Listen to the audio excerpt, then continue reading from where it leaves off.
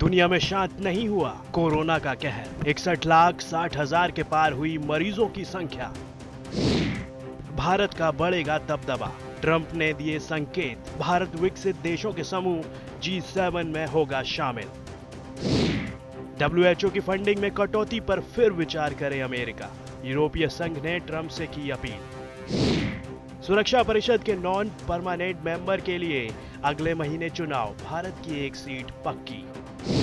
America ने रचा इतिहास, स्पेस एक्स नासा का ह्यूमन स्पेस मिशन लॉन्च। पूरी दुनिया में कोरोना का आतंक जारी है।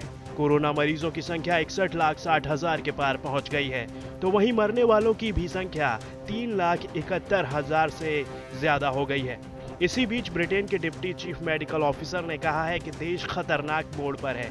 लोग नियमों को सख्ती से पालन करें, नहीं तो स्थिति और भी खराब हो सकती है।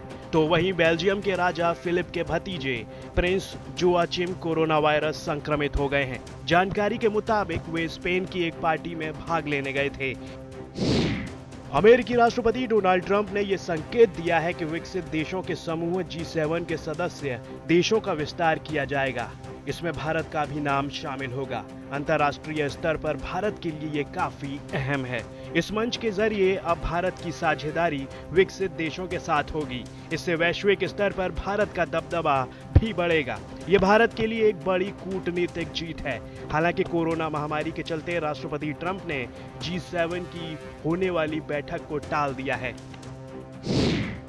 कोरोना महामारी से सबसे ज्यादा प्रभावित देश अमेरिका ने विश्व स्वास्थ्य संगठन से सारे संबंधों को खत्म कर दिया है।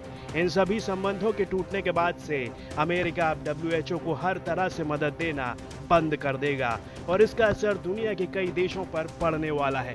अमेरिका के इस कठोर फैसले के बाद यूरोपीय संघ ने शनिवार को राष्ट्रपति डोनाल्ड ट्रंप से अनुरोध किया है कि WHO के फंडिंग कटौती पर फिर से विचार करें।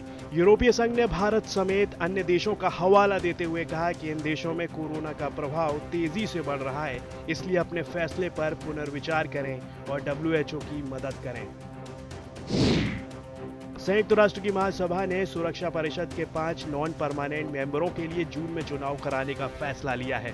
भारत की एक सीट पक्की मानी जा रही है, क्योंकि एशिया प्रशांत सीट से केवल भारत ही एकमात्र दावेदार है।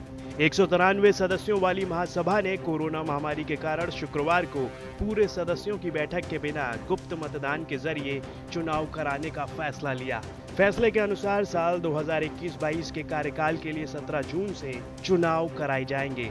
तो वहीं इससे भारत संयुक्त राष्ट्र सुरक्षा परिषद में और मजबूत होगा और पाकिस्तान जैसे आतंकी देशों को UN में घेरने में आसानी होगी।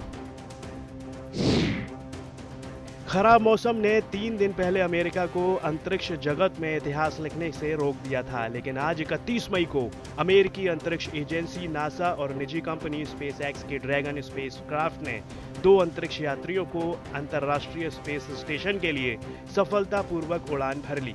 राष्ट्रपति ट्रंप ने सफल लॉन्चिंग के बाद कहा, मैं ये घोषणा करते हुए रोमांचित हूँ कि स्पेस एक्स ड्रैगन कैप्सूल सफलतापूर्वक पृथ्वी की कक्षा में पहुंच गया है और हमारे अंतरिक्ष यात्री सुरक्षित और स्वस्थ हैं।